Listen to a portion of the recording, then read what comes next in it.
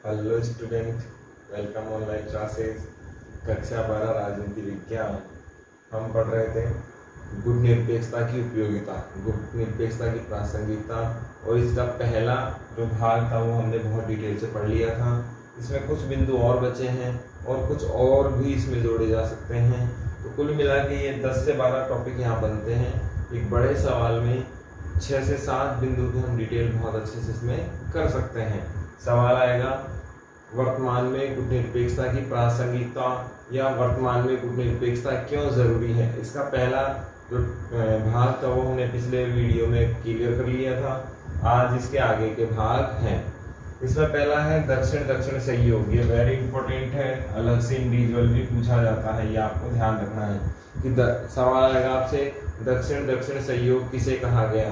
तो हुआ क्या, अमेरिका और इसके जो सहयोगी देश हैं, जो विकासशील देश हैं, जो दक्षिण क्षेत्रों में पाए जाते हैं, आप देखें जैसे ये वर्ल्ड का मैप है तो वो वाला डायरेक्शन पूर्व हो गया, ये पश्चिम हो गया, ये उत्तर और ये दक्षिण।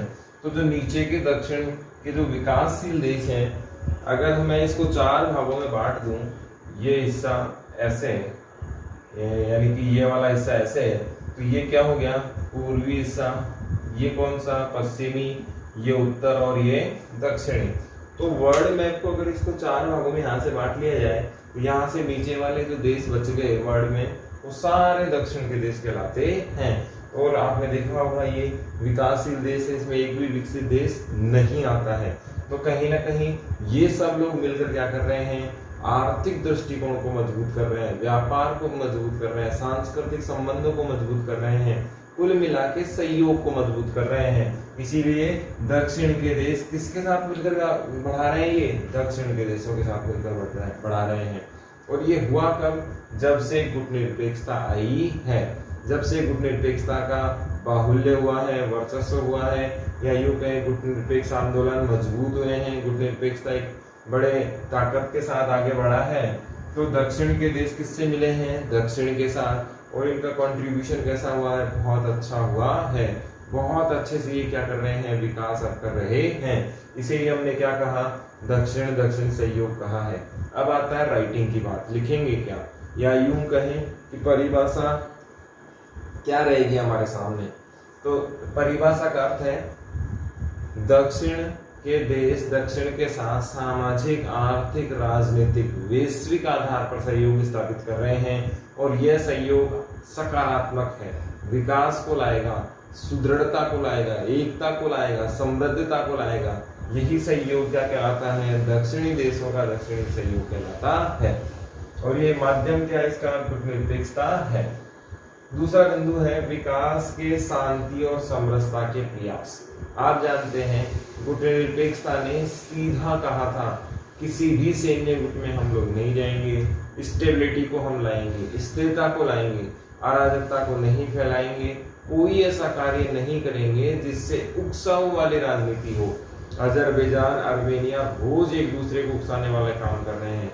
चाइना इंडिया के बीच में सेम ऐसा ही हो रहा है, भारत पाकिस्तान के मध्य ऐसा ही हो रहा है। जैसे अभी पीओके पाक गिलगिस्तान में जो चुनाव की कार्रवाई हो रही है वो भी एक उकसाने वाली कार्रवाई है, और भारत ने सीधा कहा है कि यहाँ चुनाव नहीं होने चाहिए, क्योंकि पीओके तो ऑलरेडी भारत का हिस्सा ही है। तो गुट निरपेक्षता ने कहीं ना कहीं स्थिरता को जन्म दिया है, कहीं ना कहीं विकास को जन्म दिया है। आप जानते हैं हमने आसियान और सार्क की बात की थी। दोनों ही संगठन कहीं ना कहीं स्थिरता लाने की बात करते हैं, विकास की बात करते हैं, टकराव रहित राजनीति की बात करते हैं, और सैन्य ताकतों के बिना बात करते हैं। किसी भी चीज में अगर ताकत के बिना बदलाव आ रहा है तो वो स्थायी बदलाव होगा। आप जानते हैं बहुत तेजी से अगर आप बदलाव कर भी रहे हैं और वो आपने ताकत के दम पर किया है, सेना के दम पर किया है, तो वो स्थिर विकास नहीं कहलाएगा। जबकि गुट निरपेक्षता ने जो विकास किया है वो कहीं ना कहीं शांति के लिए है, बराबरी के लिए है, स्थिरता के लिए है, और आने वाले भविष्य में बहुत सुदृढ़ता ही लेकर आएगा। कारण क्या है, इसमें सहयोग सबका बराबर बराबर का सहयोग है। वर्तमान चुनौतियों में महत्वपूर्ण, वर्तमान चुनौतियों में आपने देखा होगा हॉलीवुड की मूवी बहुत ज्यादा मात्रा में पर्यावरण पर आधारित है, सेव अर्थ पर आधारित है, एनवायरनमेंट के बहुत सारे और फैक्टर्स हैं, ग्लोबल वार्मिंग है, आपके स्किन डिजीज है, बहुत सारे अपने जो ब्रीथिंग से संबंधित श्वास की बीमारियां जो हो रही हैं, ये सारी चुनौतियां आज वर्तमान में निकल कर आ रही हैं। आप देखें 50 से 60 के दशक में, 70 के दशक में हमारे पास में चैलेंज था खाने का। महामारियों का चैलेंज इतना नहीं था उस समय, क्योंकि उस समय आधुनिकता इतनी थी ही नहीं। फिर हम लोग 90 के दशक में आए तो हमारे पास एक बड़ा मेजर पॉइंट निकल कर आया टेररिज्म, आतंकवाद, और पूरी दुनिया को निगल जाएगा ऐसा लगने लगा। फिर आपने देखा होगा सीरिया में ISI इतना भयंकर लग रहा था कि पूरी दुनिया को ही ये समेट लेगा अपने अंदर, लेकिन ये भी बाद में कंट्रोल हुआ।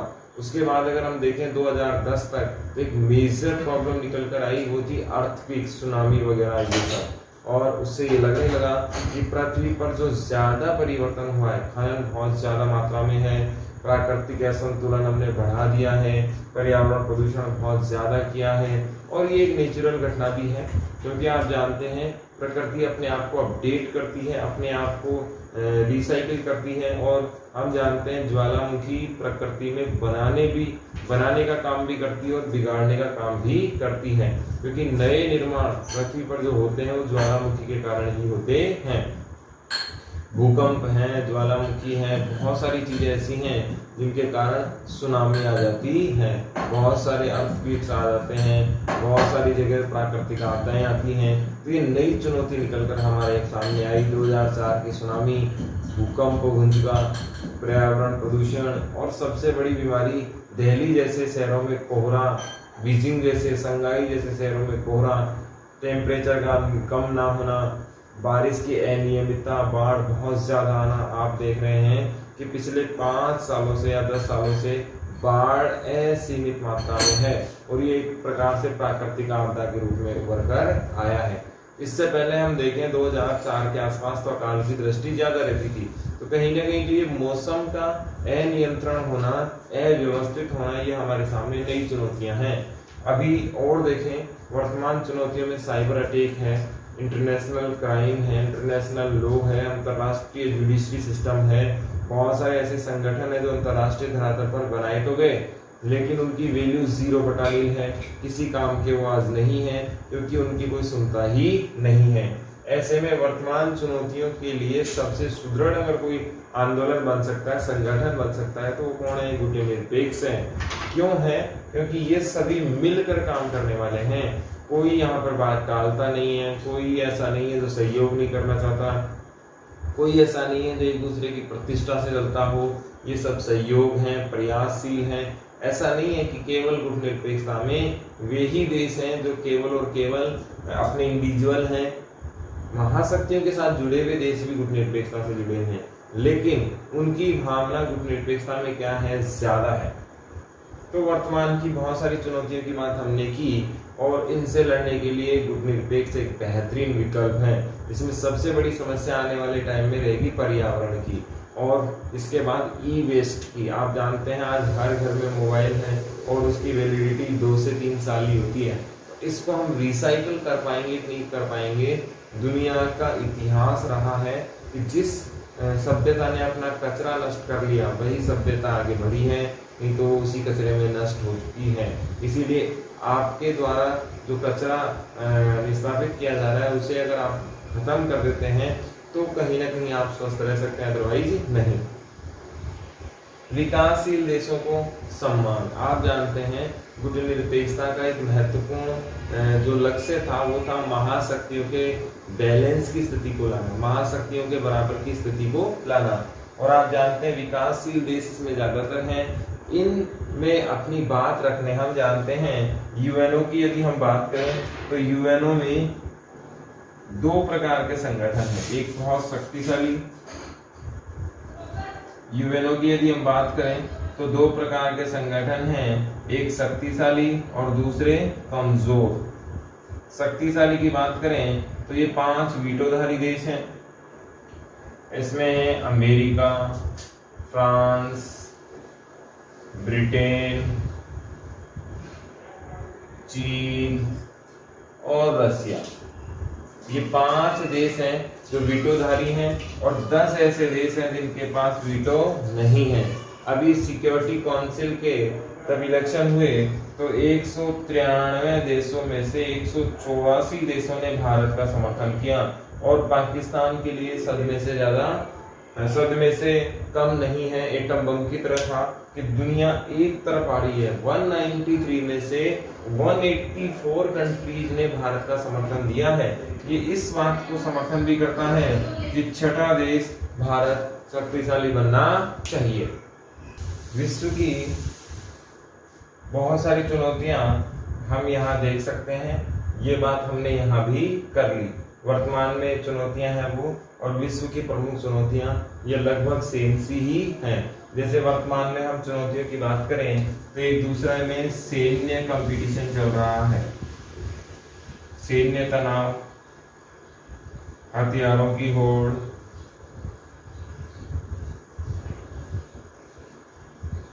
परमाणु खतरा, साम्राज्यवाद, ये सबसे बड़ी समस्या है। सीमा विवाद, ध्रुवीकरण और भी बहुत सारे उत्साहों वाली राजनीति वर्तमान में बहुत सारी जगह देखने को मिल रही है। ये कहीं ना कहीं विवाद का क्या बनता है, कारण बनता है। ऐसे में कोई एक मध्यस्थ चाहिए, एक मंच चाहिए स्थायी सुरक्षा के लिए, स्थायी समाधान के लिए, और वो केवल और केवल कौन है? गुटनिरपेक्षता ही हो सकती है। में यदि आगे देखें तो सांस्कृतिक, राजनीतिक और सामाजिक एकता। गुटनिरपेक्षता आने के बाद समाज में, विश्व में 2 प्रकार के संगठन बने हैं। एक संगठन वे जिसमें महाशक्तियों का वर्चस्व है, एक संगठन वे जिनमें महाशक्तियों का वर्चस्व है, और दूसरे वे जिसमें विकासशील, पिछड़े सभी बराबर हैं। अब इनके उद्देश्य को यदि हम देखें तो यहाँ पर एक बहुत अच्छी बात क्लियर हो जाती है। महाशक्तियों में वर्चस्व की होड़ लगी हुई है। जितने भी बड़े संगठन हैं इनका एकमात्र उद्देश्य है किसी भी तरीके से हम लोग महाशक्ति बने रहें, और जो हमारे अनुयायी हैं, हमारे से छोटे देश हैं, वे हमारे पिछलग्गू देश ही बने रहें। विकासशील का क्या उद्देश्य है? हम महाशक्ति बने, पिछड़े देशों को आगे बढ़ाएं, और गुटनिरपेक्षता में जुड़े हुए देशों का एकमात्र लक्ष्य है कि पिछड़े हुए देश पिछड़े हुए ना रहें। इसका विजन अलग अलग है। महाशक्तियां कभी भी अपने सहयोगियों को आगे नहीं बढ़ाना चाहती, केवल और केवल लाभ का जरिया बनाना चाहती हैं, जबकि विकासशील देशों के साथ गुटनिरपेक्षता में जो पिछड़े देश हैं, इन सब का एक ही मात्र उद्देश्य है कि प्रत्येक सदस्य राष्ट्र आगे बढ़ना चाहिए। इसका बेनिफिट क्या होगा कि जब पिछड़े देश आगे बढ़ेंगे तो महाशक्तियों के पिछलग्गू बनने की जरूरत नहीं पड़ेगी, अंतरराष्ट्रीय धरातल पर सहयोग की जरूरत नहीं पड़ेगी, और ये देश मजबूत हो जाएंगे तो संगठन भी मजबूत होगा। इसमें प्रत्येक सदस्य एक दूसरे का बराबर का दर्जा प्राप्त है, यहाँ दर्जा बराबर नहीं है। बहुत सारे अंतरराष्ट्रीय संगठन ऐसे हैं जिनमें केवल और केवल महाशक्तियों का ही वर्चस्व है, लेकिन गुटनिरपेक्षता का प्रत्येक सदस्य अपनी बात रखने में बिल्कुल फ्री है, अपनी बात बहुत अच्छे से रख सकता है, और सब बराबरी के आधार पर यहाँ चलता है। इसका सबसे अच्छा फायदा होगा सांस्कृतिक, राजनीतिक, सामाजिक एकता में क्या होगी? बढ़ोतरी होगी, और टकराव रहित विकास होगा, टकराव रहित सैन्य काम होंगे, टकराव रहित सहयोग होगा। एक पिछड़ने पर बाकी सब उसकी मदद कर सकते हैं।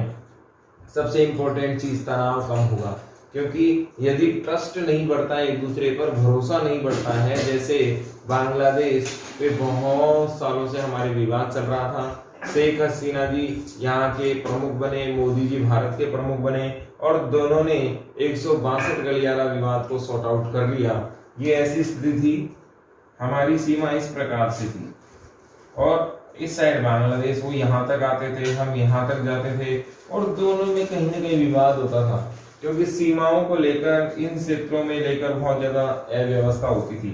हमने एक सीधी लाइन बना ली इस प्रकार से, इस साइड बांग्लादेश हो गया, इस साइड भारत हो गया, कुछ क्षेत्र उन्हें मिले, कुछ क्षेत्र हमें मिले, और अब सिक्योरिटी में भी अब सेना को भी कहीं कोई प्रॉब्लम नहीं आएगी, आम जनता को भी कोई समस्या नहीं होगी, तो विवाद को सुलझाया बहुत आसानी से जा सकता है। चाइना की हम बात करें तो चाइना ने राजस्थान से बड़ी जमीन हमारी हथिया रखी है। अब मोदी जी चाह रहे हैं कि जो स्थिति अप्रैल मई में थी, यानी कि लॉकडाउन जब शुरू हुआ था उस समय से जो स्थिति थी, मूल स्थिति, चाइना ने जबरदस्ती अंदर आने की कोशिश की, उस स्थिति में वे चले जाएं, तो कहीं ना कहीं ऐसी स्थिति इन देशों में नहीं आती है। एक दूसरे के सहयोग, ट्रस्ट पर ये संगठन बना हुआ है। यहाँ ये टॉपिक होता है समाप्त। वेरी इंपॉर्टेंट टॉपिक है, सवाल आपसे पूछा जाएगा। गुटनिरपेक्षता की वर्तमान उपयोगिता को स्पष्ट कीजिए। गुटनिरपेक्षता की प्रासंगिकता को स्पष्ट कीजिए। पहले के अगर आप पेपर देखेंगे तो उसमें से शायद ही कोई ऐसा पेपर होगा जिसमें सवाल ना हो। अपने जितने भी मॉडल पेपर हैं, संजीव हैं, एक्सीलेंट हैं, हर दूसरे मॉडल पेपर में आपको ये सवाल देखने को मिलेगा। गुटनिरपेक्षता की प्रासंगिकता को स्पष्ट कीजिए। आपको बहुत ध्यान से इसे पढ़ना है। गुटनिरपेक्षता और वर्तमान सरकार, यानी कि गुटनिरपेक्षता में भारत की वर्तमान सरकार या वर्तमान सरकारें किस प्रकार से इंपॉर्टेंट हैं, या वर्तमान सरकारों ने, भारत की वर्तमान सरकार ने गुटनिरपेक्षता के लिए क्या किया है। वर्तमान सरकार को लेकर आप मोदी जी की सरकार से आकलन करते हैं। मोदी जी की सरकार, अब यहां पर देखें तो इसमें पहला बिंदु है, भारत वर्तमान में मोदी जी एनडीए की सरकार के नेतृत्व में चल रहा है, और हम जानते हैं गुटनिरपेक्षता की नींव 55 में बांडुंग में पड़ी थी। पहला सम्मेलन गुटनिरपेक्षता का 61 में बेलग्रेड में हुआ था। भारत मूल संस्थापक सदस्यों में से एक है, याद रखना आपको, और नेहरू जी ने उस समय भारत का नेतृत्व किया था। तो आरंभिक क्षेत्रों में होने के कारण हम इसके जो मूल भावना थी, इसके जो मूल सिद्धांत थे, उनका हम समर्थन बहुत पुरजोर तरीके से करते हैं। भारत आतंक से सर्वाधिक प्रभावित देश है, याद रखना, सवाल बहुत इंपॉर्टेंट है, बहुत सारे मॉडल पेपर में छपा है। दुनिया में सर्वाधिक प्रभावित आतंकवादी देश कौन सा है, तो भारत है। दुनिया में आतंकवाद का जनक देश कौन है, तो पाकिस्तान है। सर्वाधिक यूके है, पाकिस्तान आतंकवाद का क्या है, गढ़ है। ये भी एक सवाल बनता है, स्पष्ट कीजिए आतंकवाद का गढ़ क्या है, पाकिस्तान है।